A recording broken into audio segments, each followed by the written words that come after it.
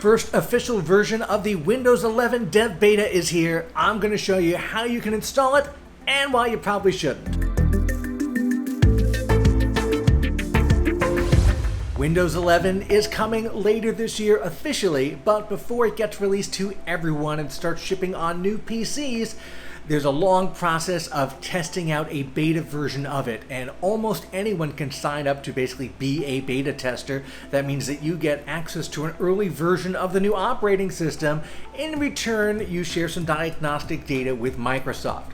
So if you want to take your Windows laptop or desktop and start using Windows 11 now, you can do that. That said, that may not be the smartest idea. There will be several different versions of the Windows 11 beta available. The most sort of rough is the Dev Beta. That's really just for kicking the tires, for really going under the hood. It's not meant to be super stable or something that you would, consider good enough to use in a laptop you would buy off the shelf and have it installed. After that, there's a public beta, which is a little more polished, will be a little more polished when it's available. Really, anyone can just go and update their system to it and really give Windows 11 a test drive. And finally, there's going to be eventually a release candidate, and that is essentially the final version of it that you can install and test early before the official rollout. So for right now, it's that Dev Beta that's available, the most primitive version, and Microsoft goes through great pains to warn you this might be kind of a funky experience, so really proceed at your own risk.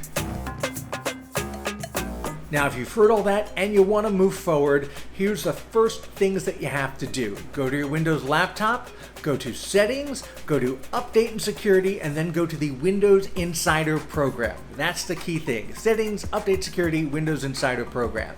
If you were not already signed up as an insider, you can do that using your Microsoft account.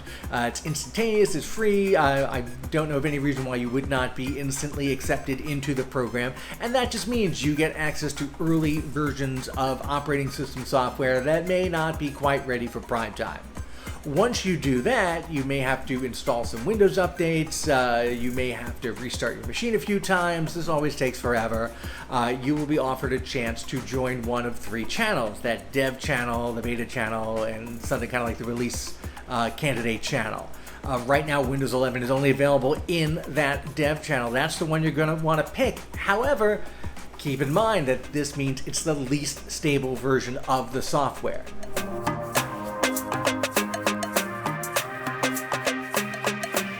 Now, I'm going to go back to what I always say about new versions of OS software, whether it's an iOS version or a Mac OS version or a Windows version.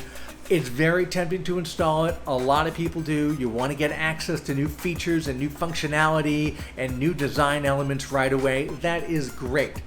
I always say, out of an abundance of caution, do not install these betas on what I would call mission-critical systems.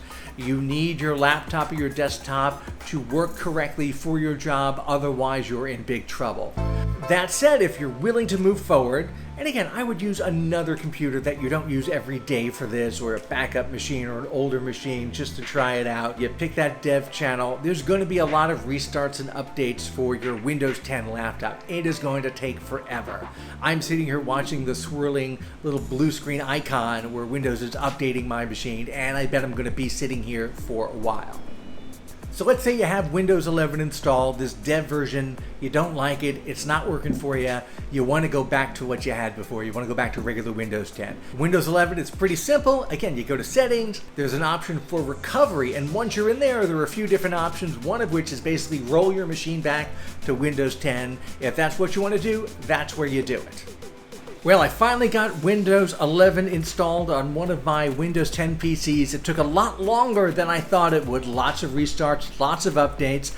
I will say, however, that at least in the first few minutes, Windows 11 seems to be working fine. Now, again, if I want to go back, I can reset back to an earlier version by going into Settings and Recovery. But at least for now, I'm going to keep Windows 11 on this machine and keep test driving it. That said, if you're thinking of doing the same thing, again, my usual warning applies. If it's your main machine, your only machine, the one you really rely on to get your work done or get your school stuff done, wait until the official version is out. If you have an extra machine you can use, or you don't mind if everything just goes belly up, well then go right ahead and download that dev beta right now. Like and subscribe for more videos on how to do it all. Thanks for watching.